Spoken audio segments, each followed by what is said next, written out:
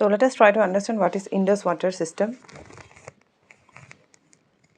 So if you will see its background, then the Indus River system originates in Tibet and flows through India and Pakistan into the Arabian Sea. Okay, so it originates in Tibet and flows through India and Pakistan into the Arabian Sea.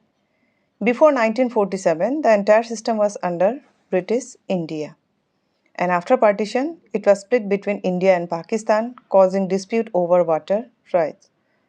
So, however, before independence, it was under the control of British India, but after partition, as India and Pakistan was divided, so it became a cause of dispute over the water rights. So, water is crucial for Pakistan agriculture, so an agreement became essential. As the majority of the water is there in the Pakistan and it was essential for the agriculture also, so an agreement became very much essential at that time. So, a treaty was signed, signing of the treaty. So, the treaty was signed in 1960 in Karachi by Jawaharlal Nehru, the then Prime Minister of India, and Field Marshal Ayub Khan, the President of Pakistan at that time.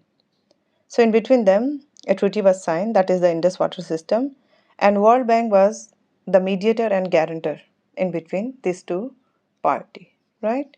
So, the treaty is signed. Now, in that treaty, division of water was there. So, Indus system has 6 major rivers which were divided between the two countries.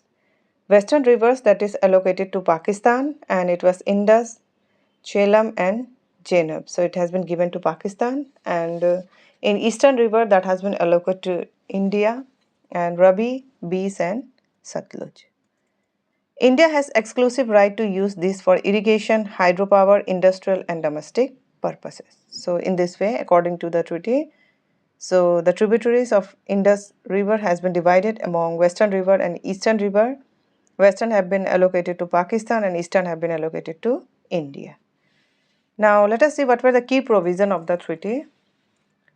Permanent Indus Commission was there. A bilateral commission to resolve day-to-day issue was there. So a commission was set up and that was bilateral, and it will resolve day-to-day issue regarding the Indus, and it include one commissioner from each country. Since it was a bilateral, so one commissioner from India and one commissioner from Pakistan was there, and they will meet regularly to discuss the data, the plans and resolve disputes. Okay. Secondly, data sharing was there. Both countries share hydrological and project related data regularly. So it was there in the provision that they have to share their hydrological and project related data regularly. And one dispute resolution mechanism was also formed according to the key provision of the treaty, that negotiation through the permanent Indus Commission will be there. If any negotiation will be there, then it will be go through under the permanent Indus Commission, where one commissioner from India and one commissioner from Pakistan will be there. And if unresolved or escalated, then it will be a neutral expert will be there for the technical issues, or court of arbitration will be there. It means for legal or complex dispute will be there, then the court will interfere in between them. So this is the key provision of the treaty, right? If we will go through the importance of the treaty, then we have seen that despite wars and tension, the treaty has survived and functioned since 1960. Even though there were war and tension was going on between India and Pakistan, but the treaty has survived and it is still functioning since 1960. It is seen as a model for water sharing in conflict zone. Not only this, it has become a model that the water is still sharing between the two conflict zones, that is India and Pakistan. It provides predictability and security for millions dependent on agriculture. Not only this, from India also and from Pakistan also, it has the security for the millions of people on agriculture, right? So let us see some historical significance of the Indus River. So it was the cradle of Indus Valley civilization. So Indus River was the lifeline of one of the earliest urban civilization in the world, that is the Indus Valley civilization. Major cities like Harappa, Mohenjo-daro and Lothal developed along or near the Indus and its tributaries. So these are the historical significance of Indus River. The river supported agriculture through floodplain, farming, enabling food surplus and urbanization. So these rivers support agriculture, and just floodplain farming was also there, and surplus food production, and later on urbanization of the area was there. Secondly, we will see cultural and religious relevance is also found in the Indus River. Some historians believe the river had a spiritual connection in early cultures, possibly influencing the later Vedic tradition. So it was the belief of some historians that the river had some spiritual connection also in early cultures. Not only this, the name India itself is derived from Indus through the Persian and Hindu and the Greek letter that is Indus, right? So this is the historical significance of Indus River. One more significance is there, strategic and political importance. That is, over centuries, control over the Indus region was crucial for various empires, including Persian, Greeks, Mauryas, Kushan, and the Mughals.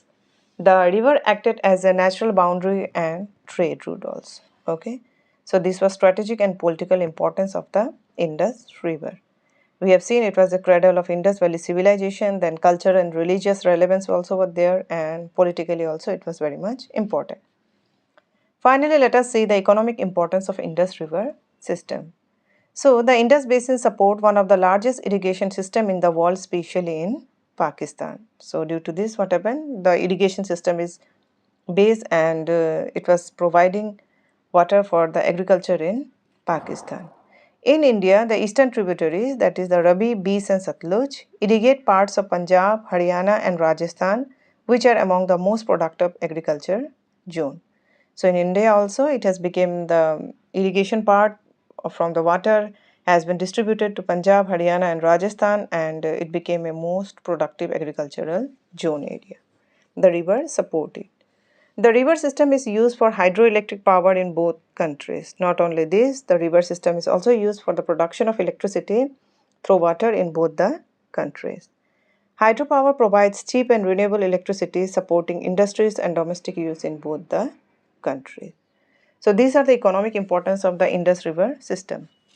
So this was a quick overview of the Indus Water System, where we have seen how the treaty was signed, then the division of the river, the key provision of the treaty, and then the importance of the treaty, historical significance of Indus River, and the economic importance of the Indus River system.